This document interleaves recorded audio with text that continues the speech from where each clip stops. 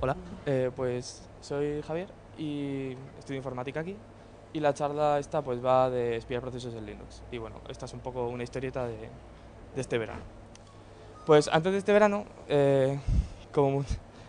Sí, vale, como veas, pues antes de este verano, como mucha otra gente, pues programaba, tenía fallos y los intentaba solucionar y seguía programando. Y este verano, pues fui becario de verano de una empresa que se llama Shopify y estuve haciendo una serie de cosas que me llevaron a otro flujo, que básicamente era debuguear el 99% del tiempo, seguir debugueando y decir qué está pasando.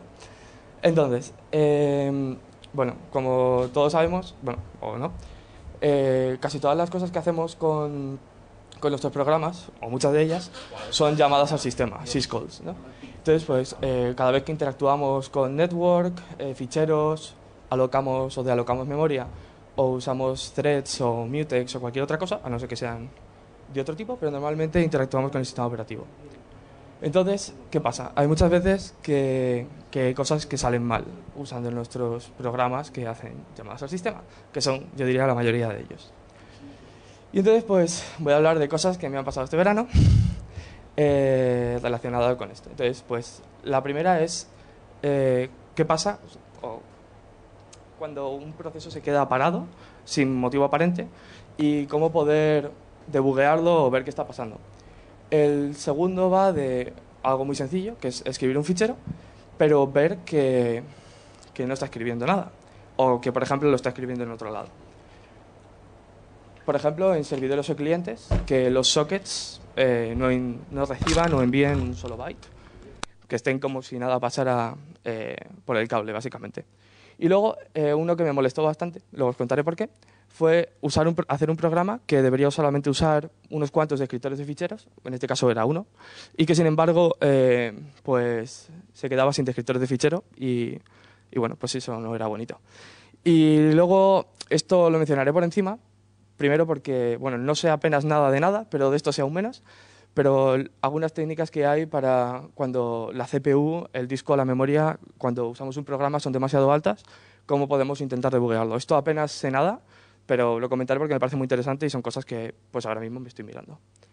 Entonces, vamos a echar un vistazo a esta serie de casos. Bueno, lo primero, estos son casos que me han pasado de verdad, pero lógicamente, pues las pruebas estas que yo he hecho para subir ejemplos, pues las he hecho yo ahora. Y bueno, las podéis hacer en cualquier lenguaje que utilice llamadas al sistema, así que da igual. En este caso, bueno, en esta empresa son casi todo lo que hacen está hecho en ciertos lenguajes de programación, pero esto puede pasar en cualquier otro. Entonces, pues esto lo he hecho con ejemplos personales, pero ya no del código que usaba en la empresa. Entonces, por ejemplo, ¿qué pasa cuando un programa se queda parado? Esto me pasaba bastante, de hecho me pasó en varias ocasiones con MySQL y es un poco desagradable. Entonces, hay una... ¿Qué? Sí. Y hay una cosa muy chula que se llama strace, que no sé si lo conocéis, pero sirve para debuguear las llamadas al sistema que hace un programa. Es uno de mis programas, bueno, es uno de los programas más interesantes que hay, la verdad. Y básicamente, ahora veréis la salida, te muestra las llamadas al sistema que hace un programa con sus argumentos y todo. Tiene una cosa que utiliza ptrace, que es lo que utilizan los debuggers, o sea, lo que utilizan los debuggers para implementar, o sea, lo que se utiliza para implementar debuggers. Y se genera una cosa de esas, una instrucción de ptrace, antes y después de las llamadas al sistema. El problema que tiene eso es que el performance del programa pues se reduce muchísimo, porque hay muchos más cambios de contexto y hay mucho tiempo en el que se está recabando información para strace. La verdad es que no sé si dice strace o strace, bueno, como se diga. Entonces, una forma muy sencilla de ejecutarlo pues es, como pone aquí, strace minus p y el PID del programa. Una cosa muy chula que no descubrí hace no mucho es que puedes poner menos p PID, tantos PIDs como quieras, pero siempre con menos p delante. Y entonces te va saltando la ejecución y te pone primero el PID y luego la salida, que ahora veréis. Entonces, esto es de un programa de verdad que se quedaba parado. Esto no es de MySQL, esto es de un programa Ruby. Se quedaba parado y no sabía por qué. Entonces, como podéis ver aquí, bueno, hay un montón de líneas, pero por ejemplo, miremos aquí, te pone la llamada al sistema y luego todos los argumentos. Igual, llamada al sistema, todos los argumentos, llamada al sistema, todos los argumentos. Entonces, pues, como podéis ver aquí, se quedaba parado en un futex, en un, si no recuerdo mal, user space mutex. Entonces, pues, lo que pasaba aquí es que había un deadlock. Y bueno, no era tan fácil de ver en el código, pero aquí se veía bien claro, porque estaba parado ahí. Y luego fue mirar el código y solucionar ese deadlock, que no era tan difícil en verdad. Era una cola sincronizada, para más curiosidad. Vale. Está escribiendo en otro fichero. Este no me llevó tanto tiempo, pero este es un típico, ¿no? Que haces un programa y escribe donde no es. Entonces, al hacer strace, bueno, aquí se ve mejor, strace y poniendo -e y la llamada al sistema que quieres, te filtra y solo saca esas llamadas al sistema. Luego ejecutas el programa y, bueno, en este caso simplemente hice un grep de .log porque el fichero se llamaba .log. Entonces, en este caso podemos ver que hace un open a login file. Sin embargo, yo quería que lo escribiera en otro lado que había definido en esta variable de entorno. Entonces, pues dije, vale, no está haciendo caso a la variable de entorno por algún motivo. Entonces, hay una cosa que es muy chula, que seguro que la conocéis, pero yo la conocí hace no mucho, que es, proc, PID y luego environment, en este caso. Sabéis que tienen un montón de... En este sistema de ficheros virtual hay un montón de estructuras del kernel. Entre ellas puedes ver todas las variables de entorno a las que tiene acceso el programa. Entonces, esto es muy interesante porque simplemente haciendo un cat de proc, el PID y environment, y luego haciendo un grep por la key de la variable de entorno que quieras, pues te devuelve la variable de entorno y la clave y el valor de la variable de entorno. En este caso está vacío, así que bueno, nos dimos cuenta que nuestro programa en un momento se había comido la variable de entorno y básicamente no la estaba escribiendo. Es una tontería, pero se ve mucho más sencillo así, que habría llevado mucho más tiempo de otra forma. La verdad es que proc, PID, lo que sea, que hay un montón de cosas, lo podéis mirar en vuestra máquina, es alucinantemente perfecto. Tiene un montón de cosas súper chulas, como por ejemplo, puedes ver los límites del proceso, puedes ver el mapeo de memoria del proceso, puedes ver el stack del proceso, puedes ver, si no recuerdo mal, la CPU a la que tiene afinidad ese proceso y muchas otras cosas más muy interesantes. Básicamente expone, como pone ahí, las estructuras de datos del kernel en este sistema de ficheros virtual. Así que es muy guay y encima es súper fácil de procesar. Por ejemplo, en el caso de environment, te devuelve las keys y las values de las variables de entorno, si no recuerdo mal, separados por un carácter, por un byte nulo. Así que es muy sencillo de leer y de procesarlo también como humanos. Bueno, el tercero es cuando tenemos un cliente, en este caso, que intentamos acceder al servidor y no funciona. Entonces, hay una cosa también muy chula, un programa que se llama ngrep, Network Grep, que es como si un grep sobre cosas de networking. Entonces, pues, como veis por aquí, por ejemplo, abrí una terminal, hice una SSH at github.com. Entonces, esto debería devolver, si no recuerdo mal, te dice, hola, estás autenticado, si todo va bien, y te dice tu usuario. Y al mismo tiempo, pues, hice un network grep del puerto 22, que es el de SSH por defecto. Entonces, lo normal que pasaría sería que mostrara los paquetes que se han ido enviando, que además luego los puedes guardar y los puedes ver con Wireshark, en plan más bonito, que te junte los paquetes y haga todas estas cosas de bajo nivel. Pero bueno, en este caso podemos ver, bueno, en cada ciclo que va mirando a ver si hay algo, imprime una almohadilla y entonces pues es porque básicamente no está pasando nada. Entonces, pues vimos en este caso que había un proxy que no sabíamos que estaba. En este caso, este proxy es el que tiene Wi-Fi UC3M. Pero bueno. Entonces, bueno, hacía timeout y bueno, no sabíamos si no funcionaba o hacía timeout o qué. Así que así lo descubrimos, que simplemente pues fallaba el firewall. Luego, el programa que hicimos, que se quedaba sin descriptores de fichero. Entonces, pues aquí no tenía ni papa de qué hacer y le pregunté a un compañero. Y me dijo, Javier, prueba con LSOF. Entonces, pues LSOF es otra herramienta de Unix muy chula, que, bueno, habrá muchas cosas, pero yo solo sé una, que te dice los descriptores de fichero asociado a un PID.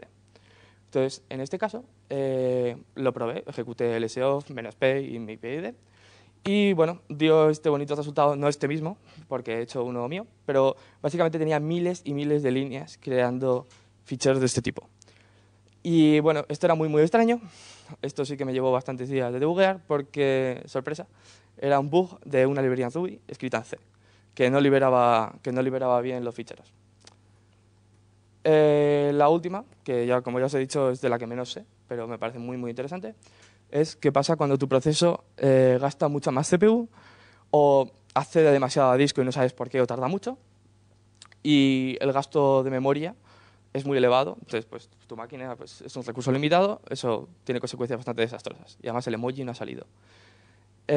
Bueno, pues por aquí tenemos muchas herramientas, pero voy a hablaros de las pocas que he usado al menos una vez. Una es Perf, que es también muy muy muy chula, pero por ejemplo te permite hacer cosas tan salvajes como ver cuántas veces la caché L1 ha fallado, hasta sacar gráficos interesantes que vamos a ver ahora. Toda esta información es compleja de analizar y si tuviéramos, o sea, si esto lo vuelcas a un fichero son miles y miles y miles y miles de líneas, para nosotros es imposible. Entonces, hay herramientas muy interesantes. Una de ellas son los flame graphs, que la verdad es que no sé quién los inventó, pero desde luego un señor que voy a comentar luego le dio bastante chicha. Hay unos cuantos scripts hechos en Perl que te los generan en SVG y esto lo puedes abrir en el navegador y puedes hacer clic y te lo aumenta y vas pudiendo ver. Si no recuerdo mal, la idea es la siguiente. Tú haces un profiling estadístico, es decir, no estás mirando todo el tiempo, sino que miras de vez en cuando. Arriba del todo aparecen los que, todos estos, ¿no? Los que estaban en ejecución en el momento que se hizo el profiling y todos los de abajo son las llamadas de los padres. De tal forma que ves quién se llevó más tiempo y a quién llamó, etcétera, etcétera. Entonces puedes ver rápidamente quién se ha comido más tiempo de CPU y es una forma más sencilla, bueno, que ayuda a intentar reducir el uso de CPU.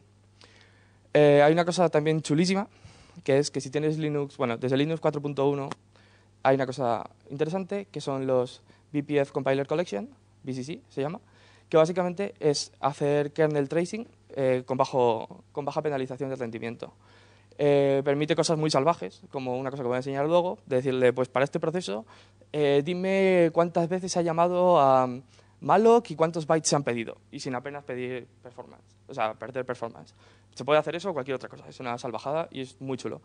La gente de Netflix y de GitHub han ayudado mucho a que esto funcione. Por cierto, esto lo puedes escribir en C, pero es seguro, porque por unas cosas muy chulas que han hecho, y se puede escribir también en Python o en Lua, lo cual es bastante interesante, los scripts que acceden a esos datos.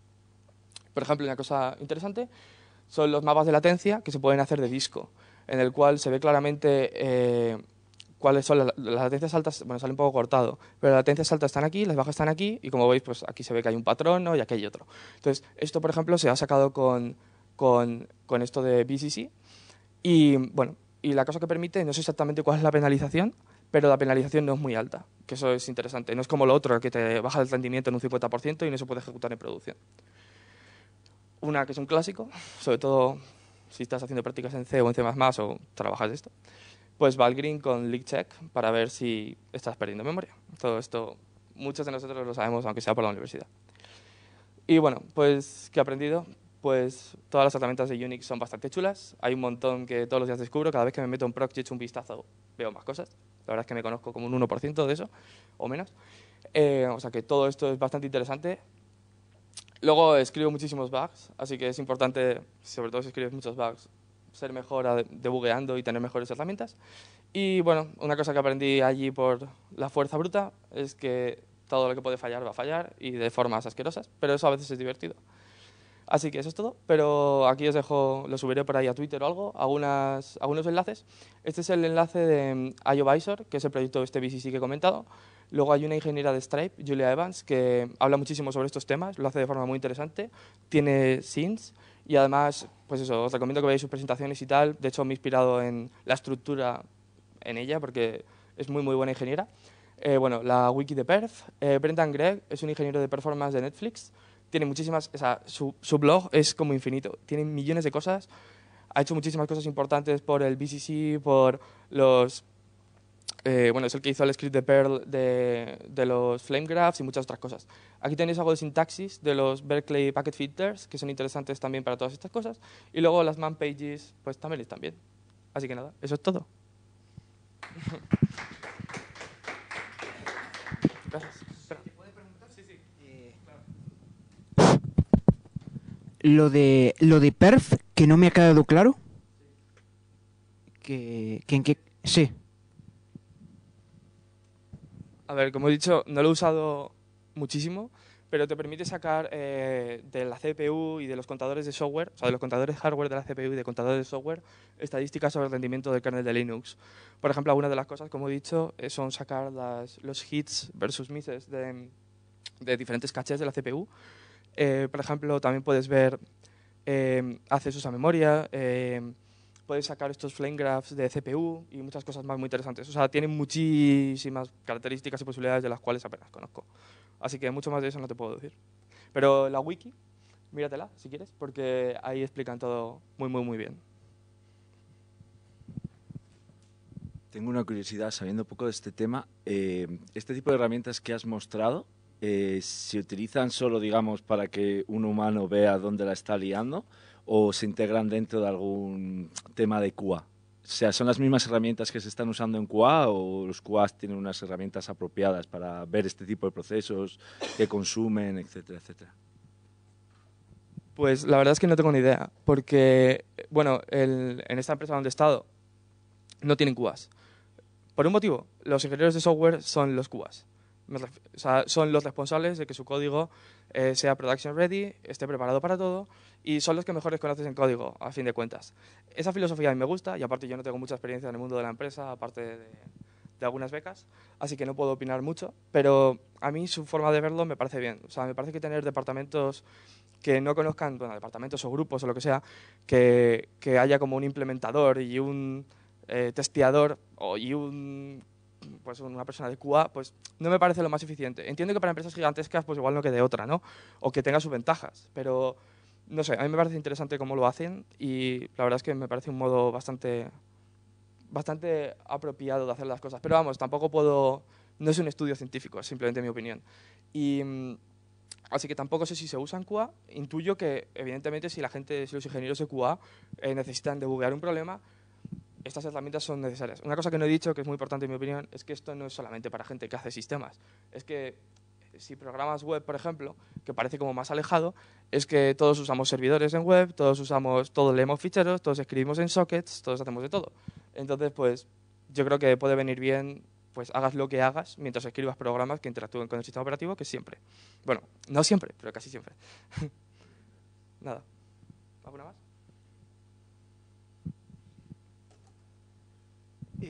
Al principio de las transparencias aparecía API. ¿Con API a qué te referías? Bueno, bueno, ya sabes, el acrónimo significa Interfaz de Programación de Aplicaciones y en este caso, sí, claro, y si depende cómo lo veas, probablemente algún purista podrá decir que no, o una persona que sepa más que yo, pero a fin de cuentas el sistema operativo, aparte de ofrecer muchas otras cosas, te ofrece una API para tus programas.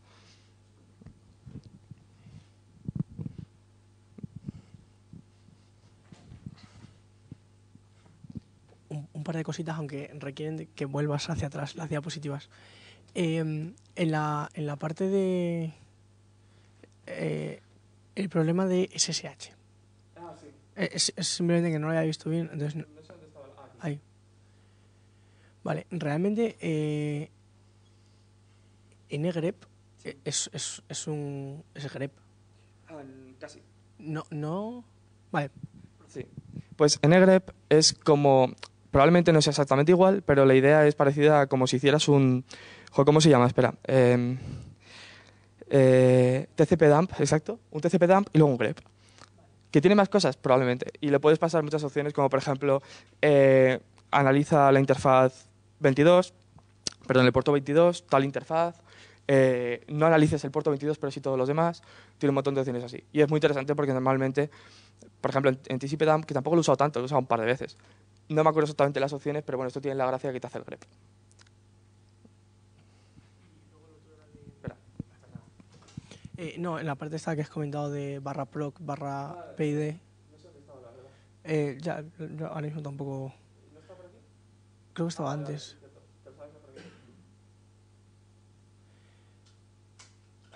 Vale. Solo tiene estructura de datos del kernel. O sea, me refiero. Sí. Pues, sinceramente, no estoy 100% seguro de que todos sean estructuras del kernel. Yo diría que sí. A ver, hay una cosa que es obvio. Toda esta información tiene que estar en algún lado. Y si está en algún lado, está en el kernel. Así que diría 99% que todo lo que está ahí está en el kernel. O sea, son estructuras de datos del kernel, pero no estoy 100% seguro. Y tiene la gracia que además no solo son, todas no son de lectura solamente, hay algunas que también son de escritura. Así que eso mola. A lo que me refiero es que ahí te puedes encontrar, pues eso, los descriptores de ficheros, mapas de memoria, todo, y puedes acceder a ellos en plan modo texto. Claro, ahí está la gracia. En vez de necesitar hacerte... Si no existiera esto para algunas cosas, igual necesitarías, pues no sé, hacerte un módulo de kernel o algo así.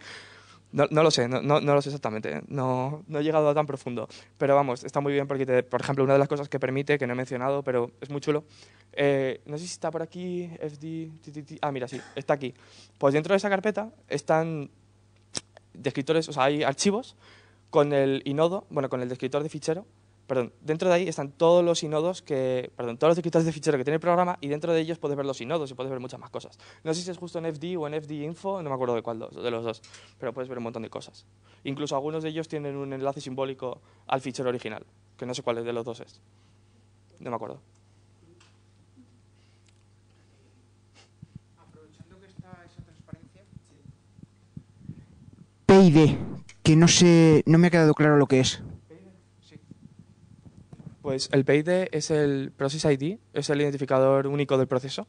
Es simplemente el identificador que hay en el sistema operativo que tiene el proceso. Lo puedes sacar, por ejemplo, con PS o con algún comando de estos. Y, por ejemplo, yo estos experimentos, que son sencillitos, lo que he hecho ha sido ponerlos en background y he cogido el PID y lo he copiado y pegado aquí, que es un poco cerdo, pero funciona.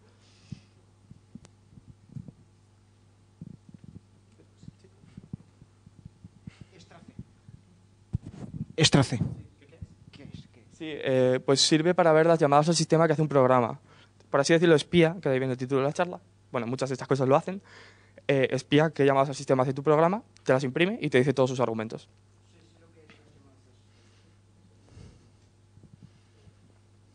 Ay, perdona. No sé si igual es una barbaridad, pero si cuando el proceso muere o bueno, o lo matan o lo que sea, la carpeta queda ahí, se elimina, es sustituida por la siguiente. Buena pregunta.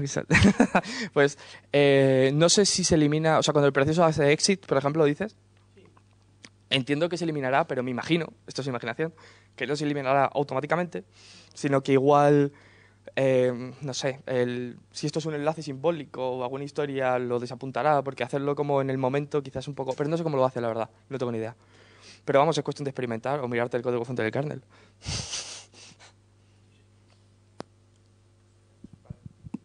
Pues eso es todo. Ay, vale, perdona. Sí, claro. Vale. VFS, ¿qué ha aparecido antes? Pues en Linux está el concepto de Virtual File System, sistema de ficheros virtual. Vale, pues eso.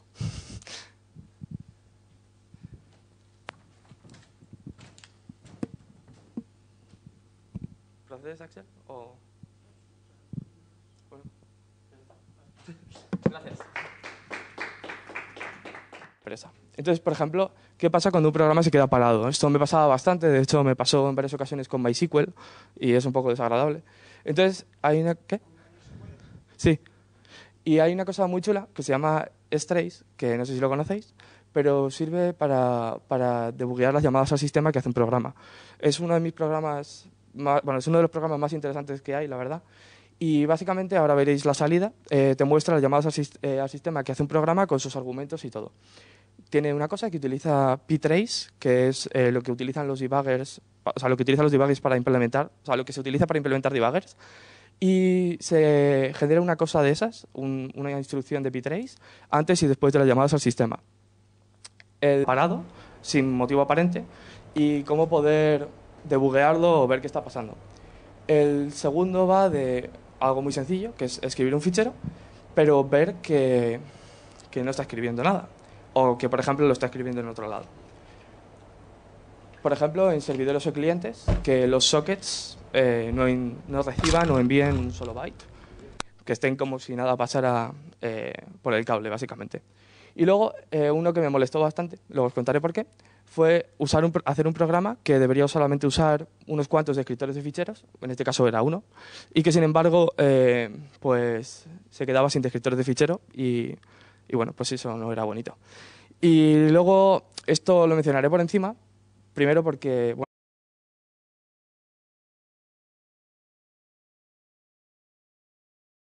hola, pues soy Javier y estudio informática aquí. Y la charla esta pues va de espiar procesos en Linux. Y bueno, esta es un poco una historieta de este verano.